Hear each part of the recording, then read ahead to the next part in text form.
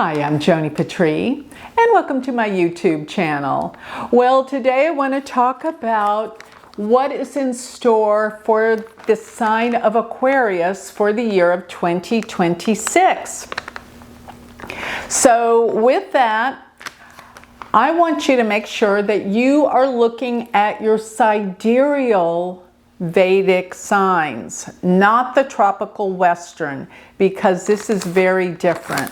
And with that, if you don't know your sidereal Vedic signs, I want you to go to my website, which is galacticcenter.org, because I have a free chart calculator. You can figure this out. So what I'm asking you to look for is going to be your ascendant, your moon, and your sun sign as well. And you might be wondering, how in the world does all of that, how can all of those apply? But they do, and let me explain why. Because the ascendant is going to be you, your physical being, while your moon sign is your mind and your emotions. And remember, it is so important how you feel. It's practically everything, right? But your sun sign, actually the sun is the spirit. And that can deal with your spiritual side. So these are all different aspects and dimensions of who you are. And that's how all three apply.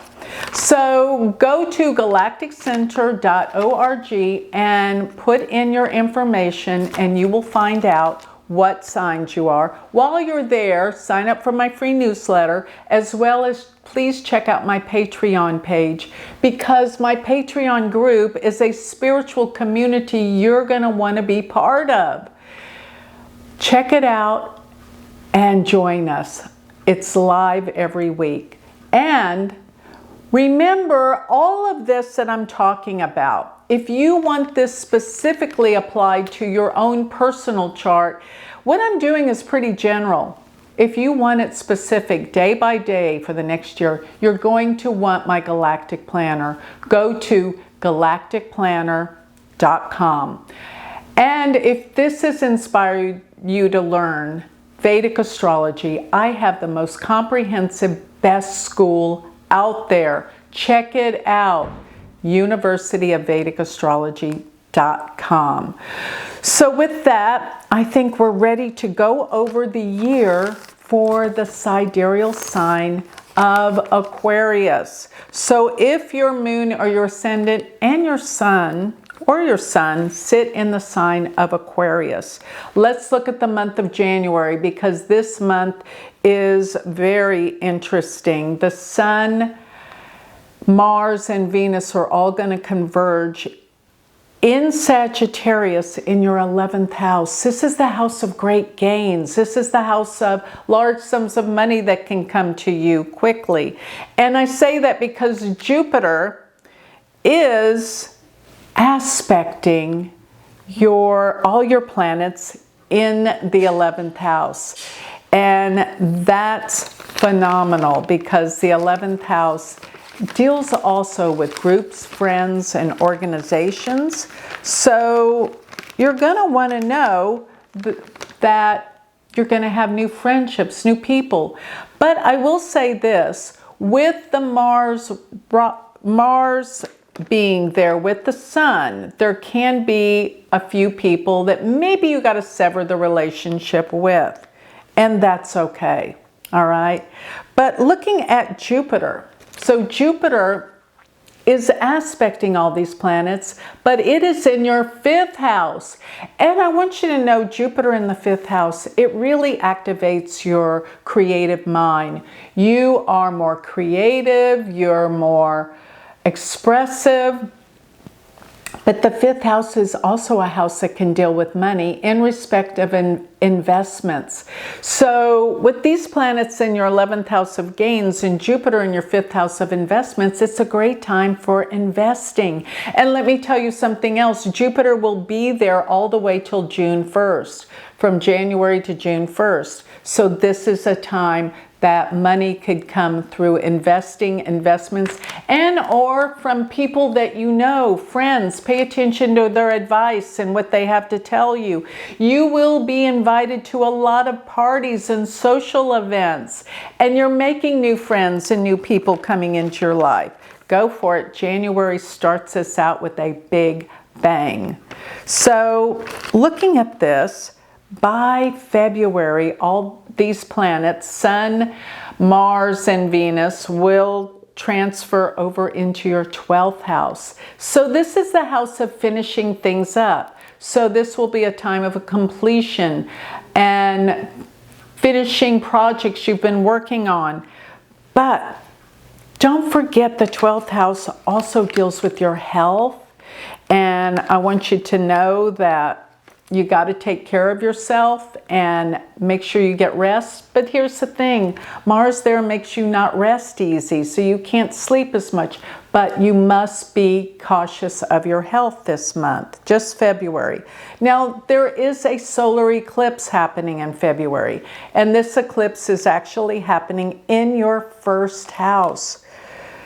So wherever eclipses occur, where the biggest changes are, this means you are changing dramatically. Even the way you look, the way you feel, everything about your appearance. And your confidence is shifting and changing. So this is a good thing.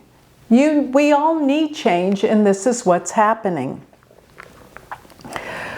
One last thing about February, with these planets in your 12th house, I want you to know it's time to let go of the past. Things that have been bothering you that just come up, it's time to let it go. And I think you'll be more capable of letting it go, because by March will be the time that things really kick in. So in March, Mars and Rahu are going to conjoin, and they're going to be in your first house. So I want you to be cautious of not being too impulsive or impatient, because this can cause accidents when you're this way. Slow down. Don't be in a hurry. You'll be fine. It also gives you a little bit of kick in the butt where you have a lot more energy, but I don't want you to be in any accident or an injury, so you've got to be careful. Okay, so another thing about this being in your first house, you will find that you're angrier than normal, that things affect you more than normal, that there's just this sense of urgency. Slow it down and don't be angry. Everything's going to change in the next month. So that's what I want you to be aware of. And another thing is, with this Mars-Rahu in your first, this could also make relationships a little bit testy and angry. And don't be the aggressor, because relationships are kind of not in a good place just for this month. Just ride it out and things will be better. Let's talk about April. Because April, we're going to have Mars, Saturn, and Mercury all in your second house. So they're going to be in Pisces in your second house. So what this means is this could be a setback in your financial situation. It's just a delay. Things are not moving forward like you would want them to. This is temporary, but when it comes to family matters and money, slow it down, take it easy. There may be some expenses and problems financially, but it's only really for this month that I see this issue arise. So, you can prevent things by knowing this ahead. So maybe avert, don't overspend or anything before this critical time. Now, let's talk about the end of May. Because the end of May, we are going to have the Jupiter line up with Venus and Mercury in a Saraswati yoga in Gemini, in your second house. So like I said, that temporary problem that you had in April is over with by May. Don't worry about it financially, because I think you're going to come into some money or some ideas, wonderful ways to make money by the end of May. And Jupiter is in your second house still, and this is wealth and money. So yeah, there was just a little setback. Things are going fine. Now, starting June 1st, Jupiter is going to enter Cancer, and therefore it will enter into your 6th house, where it's going to stay till, let's see, June 1st till October 31st. It's going to run through the sign of Cancer in your 6th house. Things around your workplace will really improve, get better. If you need more help and need to hire some employees, do so during this time. If you want a pet, it's a great time to adopt. And another thing is your health will become stronger, more vital. You're getting healthier, you're getting stronger, you're concerned more about health and healing. And this is a very good time to get healthy. Yeah, the Saraswati Yoga in your 6th house in late June and July. This is new ideas with health and healing, getting healthier, getting stronger. I love that. And another thing is, I really feel like it is a time you're really feeling good. You're eating well, you're exercising. And around the workplace, you're getting along really well with all the people, and people are coming out and helping you in groves. It's a productive time. Now, August, I feel like everyone's going to kind of be in a down and out period. I just do. So during this time, there's a Sun-Ketu conjunction in your 7th house. Your partner is upset about something, and just get past this month. But there's problems for your partner, or maybe your relationship has a little bump in the road here. Be aware that August is the month, but August is also the month of an eclipse.